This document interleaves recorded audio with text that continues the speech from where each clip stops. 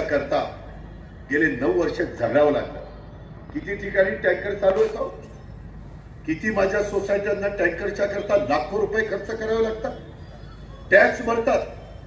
पुणे महानगरपालिकेचं काम नाही.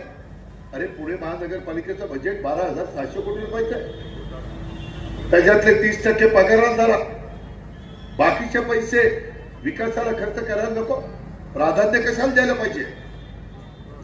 खड्डेमुक्त रस्ते पुण्याचे असले पाहिजे, ट्रॅफिकची समस्या सोडवली पाहिजे, जिथं सभ्य करायचे तिथं केले पाहिजे, जिथं पाणी नाहीये तिथं रोज पाणी दिलं पाहिजे.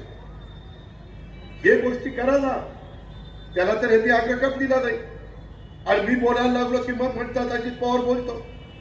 मी माझ्या शहराकरता बोलणार नाही तर कुणाकरता बोलणार? माझी पण काही नैतिक जबाबदारी आहे ना. लोक म्हणणार ना की अजित पवार यांनी का नाही आम्हाला सांगितलं. ते सांगण्याकरता मी तुमच्या सगळ्यांच्या समोर आलोय. स्मार्ट पदपथ या नावाखाली चांगले रस्ते, टिकाऊ रस्ते फोडले, अनावश्यक फुटपाथ मोठे केले. अरे गाड्याला जायला जागा नाही, काय गरज होती फुटपाथ मोठे करायची?